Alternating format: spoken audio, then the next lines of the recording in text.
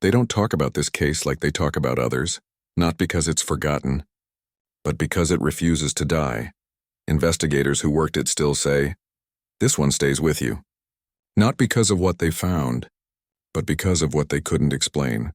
It's the kind of case where every file, every timeline, every interview leaves a hole in the middle of the story, a hole that shouldn't exist. And that's why this one never lets go. Because in America, when a case fades into silence, and it's rarely because it's solved, more often, it's because someone doesn't want the truth to surface. It started like any normal day, routine, familiar, predictable.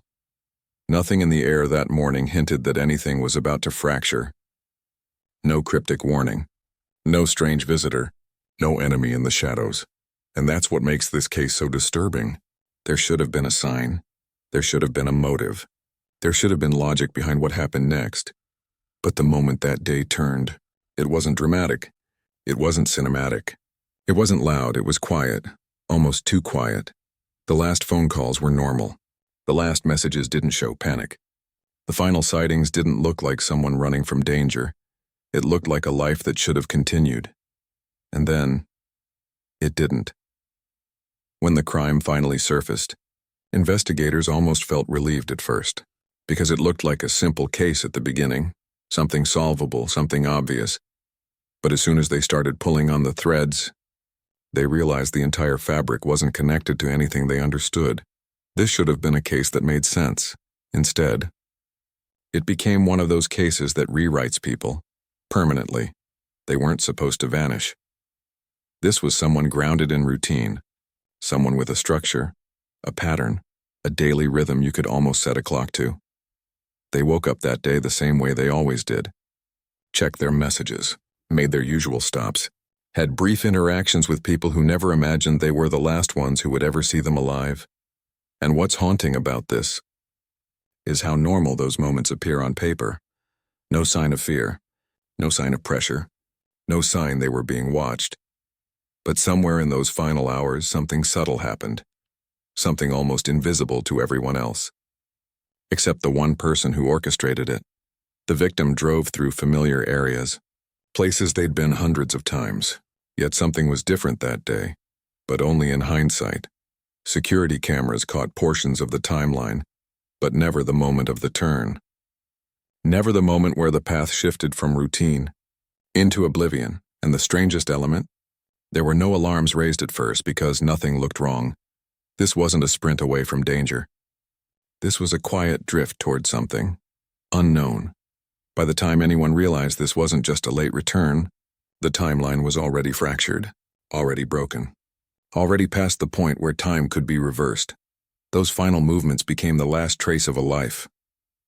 Before the mystery swallowed everything that followed, when police finally arrived, the scene didn't shout. It whispered. There was no chaos. No obvious struggle.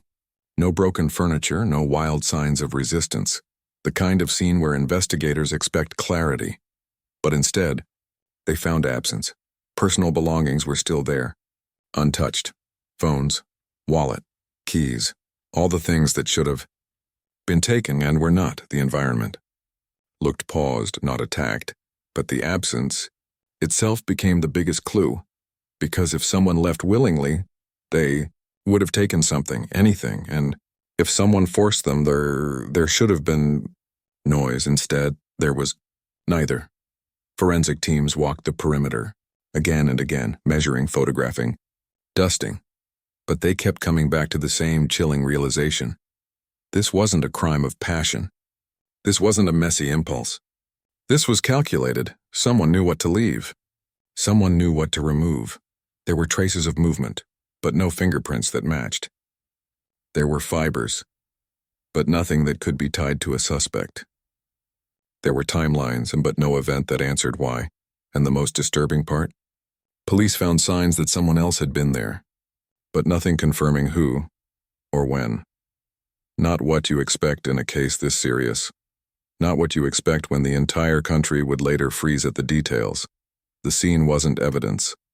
The scene was an edit. A careful redaction of the truth. No one expected that the lack of answers at that scene would mark the beginning of years of questions. As the case grew colder, the theories grew louder, and not the obvious ones and not the safe ones, but the theories law enforcement refuses to validate publicly, because some theories don't just accuse a suspect, they accuse a system. Some investigators privately admit they've heard things they wish they hadn't, like the possibility that this wasn't random, that this wasn't opportunistic, that the person responsible may not have been a stranger at all.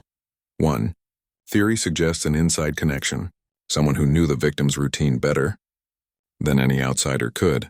Another theory suggests a network, not one person acting alone, but multiple individuals operating quietly, hidden in plain sight.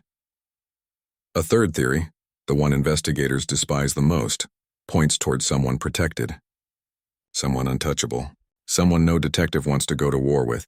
But here's the part that really unsettles people. Police won't deny these theories directly. They just refuse to confirm them. Because the moment one theory becomes official, the entire investigation shifts into territory that could destroy careers, reputations, and institutions. So instead, they keep the public in the dark. They release just enough to keep the case technically active, but not enough to reveal the direction they actually fear.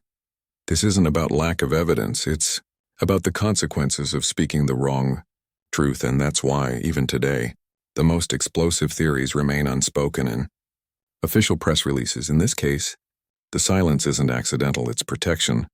There were suspects, and multiple. Some of them looked perfect on paper. Some of them matched timelines, had questionable alibis, even carried personal histories that should have been enough to lock them in as primary targets. At first, detectives believed they were close. They thought this was one of those cases where the suspect list narrows fast. But the strangest pattern emerged. Every time a lead looked promising, it dead-ended. Interviews that started strong suddenly halted. Witnesses who were eager to talk changed tone overnight. People who once swore they knew something suddenly decided they didn't, and in some cases, suspects who should have been pressed harder simply weren't. One suspect in particular seemed almost too obvious, someone with motive, opportunity, and disturbing behavioral red flags. But before investigators could push deeper, the backing that was there at first quietly evaporated. It was as if someone pulled the brakes. Documents were sealed. Requests were denied. Certain lines of inquiry were labeled not priority. Then there's the suspect, who seemed invisible, the ghost profile. Someone who moved through the narrative without ever showing their face. Digital footprints unwiped clean, phone records incomplete, financial activity neatly timed then silent. Every major trail didn't fade due to lack of evidence. It faded because something or someone redirected the path. This wasn't a lack of suspects. This was a pattern of suspects that never got the closure they should have. Leads didn't die naturally, they were cut off. And that's the part that keeps investigators awake even years later.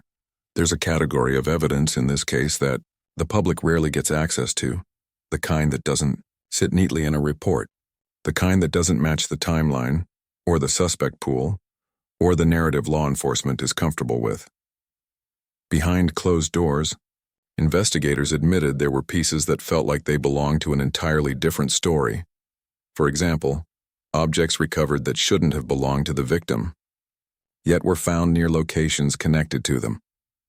Traces of DNA that didn't match the victim or any known suspect. And phone data that contradicted the physical timeline, suggesting the victim's device was moving, even when the victim almost certainly was not. Then there's the thing detectives hate the most, evidence that suggests the case might have been manipulated, not hidden. Manipulated meaning someone might have placed items intentionally to misdirect the investigation, because some items appeared too bold to be accidental, too convenient to be coincidence, too perfectly positioned to be random. It's the kind of evidence that doesn't just challenge the suspect list, it challenges the entire framework of the case. It makes investigators question whether they're even chasing the right person, or if they were meant to chase the wrong one from the start. And the horrifying part is this: The average viewer thinks this case is confusing. But the real confusion, the part never shown in press conferences, is how much of this case still doesn't belong to the case. Evidence that contradicts the rest. Evidence that shouldn't exist. Evidence that refuses to line up with logic. That's the part the public never sees, because if they did, they'd realize the biggest mystery isn't who did this.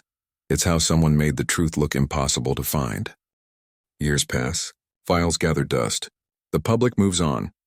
But for those who lived it, and for those who investigate it, this case never fades.